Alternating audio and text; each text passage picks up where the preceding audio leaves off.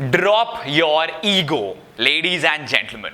The biggest problem with people today is कि हम बहुत ज्यादा ईगो अपने संग कैरी करके रखते हैं. हम ये सोचते हैं यार अपन 10,000 रुपए महीने का कमा रहे हैं, लेकिन जिस तरीके से हमारे हाव भाव होते हैं, जिस तरीके से हम लोगों को ट्रीट करते हैं, वो तो ऐसा है जैसे सब कुछ हमारा ही होगा इस दुनिया पे. I have seen a lot of people carrying a lot of ego with them. They don't understand that ego is never going to help them. Let me give you a few examples. ऐसे बहुत सारे लोग हैं, students हैं, जो कि अपने papa mummy से ना पैसे नहीं लेना चाहते. अगर हम उनको कभी हमारे प्रोग्राम्स के बारे में बताते हैं, लर्निंग अपॉर्चुनिटीज के बारे में बताते हैं, तो वो बच्चे ना एकदम से खुददार हो जाते हैं. वो बोलते हैं नहीं नहीं सर, हम मम्मी पापा से पैसे नहीं मांग सकते. हमारे मम्मी पापा ऑलरेडी हमारे कॉलेज के ऊपर पता नहीं कितना पैसा इन्वेस्ट कर रहे हैं या खर्च कर रहे हैं. Now my question to you is, आप पार्टीज के लिए तो मम्मी पापा से पैसे लेते हो, कहीं घूमना होता है तो मम्मी पापा से पैसे लेते हो, इंटरनेट के पैसे घर वालों से लेते हो, जो मोबाइल आपके पास है वो घर वालों ने दिलाए, जो लैपटॉप आपके पास है वो घर वालों ने दिलाए, जो कपड़े आपने पहने हुए हैं वो भी घर वालों ने दिलाए हैं. लेकिन जब आपको अपनी लर्निंग के ऊपर पैसा इन्वेस्ट करना होता है, आप उस समय बहुत ज्यादा खुददार बन जाते हो, बहुत ज्यादा ईगोइस्टिक बन जाते हो कि नहीं नहीं नहीं नहीं नहीं, मैं अपने पापा के ऊपर मम्मी के ऊपर प्रेशर नहीं डालना चाहता. मैं ऐसे भी लोगों से मिला हूं जिन्होंने अपना बिजनेस शुरू करा, वो मार्केट में जाके इंटरेस्ट पे पैसा उठा लेते हैं, लेकिन इतनी हिम्मत नहीं होती कि जाके अपने घर वालों को बता सके हम क्या कर रहे हैं. Go and tell your parents what you are doing, go and take money from them, and कल की डेट में सक्सेसफुल हो जाओगे, पैसे कमाओगे. Your parents don't want your money. Take them to wonderful places, give them a comfortable life. But if for all that to happen, if you need some money, go and ask your parents.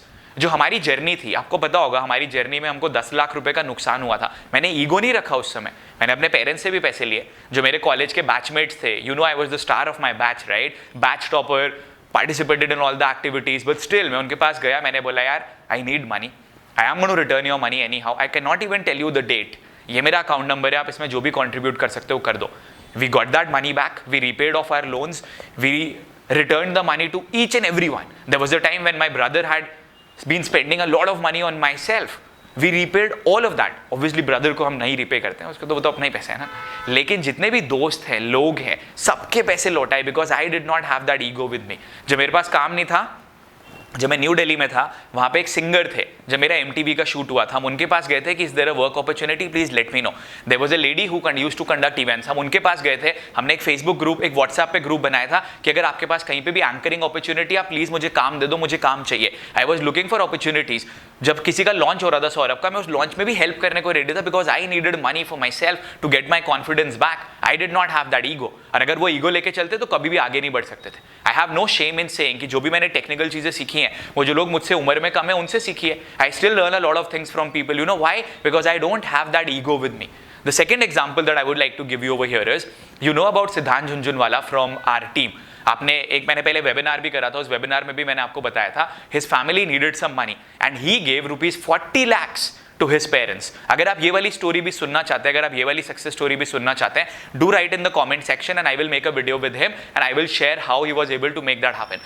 Now there was a time जब उसके ऊपर बहुत ज़्यादा रुपए का date था, जब उसे बहुत ज़्यादा पैसे लौटाने थे. He was not afraid to ask for work. He asked for work from my brother, he asked for work from my team members, he asked for work from other people also. That if you have a product, I am going to sell that for you. Because I need money for myself and my survival.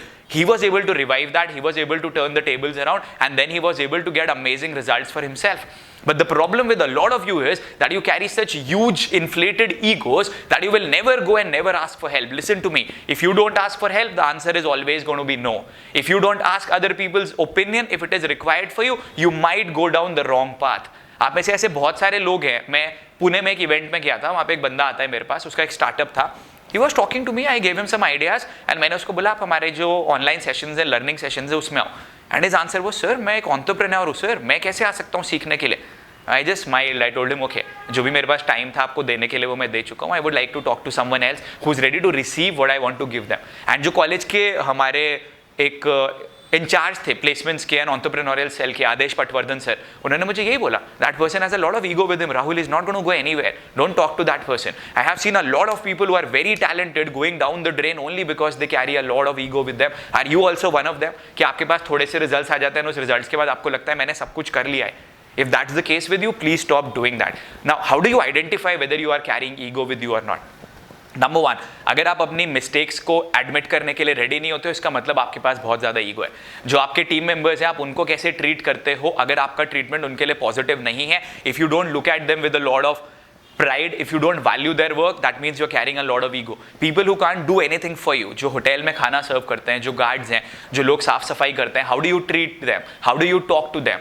That will ensure and that will let you know whether you are carrying a lot of ego with you. ऐसा बहुत सारे लोगों के संग होता है. Unknowingly भी हमारे पास जब रिजल्ट्स आ जाते हैं, हम बहुत ज़्यादा ईगो अपने संग लेने लग जाते हैं. Recently भी मैंने हमारे एक इवेंट में देखा था, there was a person who's doing well. I saw that he has got a lot of ego with him. I told him, मैंने अकेले जाके बात करी, boss, drop this ego. This is not going to take you anywhere in your life. It happens. Results आते हैं, हमारे पास कभी इतने रिजल्ट्स नहीं होते, हमने कभी ऐसे पैसे नहीं कमाए होते, वो सफलता हमारे सर चढ़ने लग जाती है, and that is the day where your downfall is going to happen. Please remember, ego आपको सबसे ज्यादा नीचे ले जा सकती है. It can take you down the drain and you will not even realize why that is happening with me.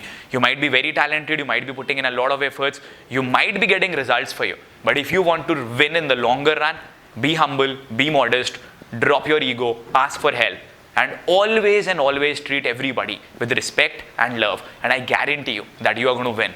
Drop your ego, ladies and gentlemen. That's the best message that I have to give to you.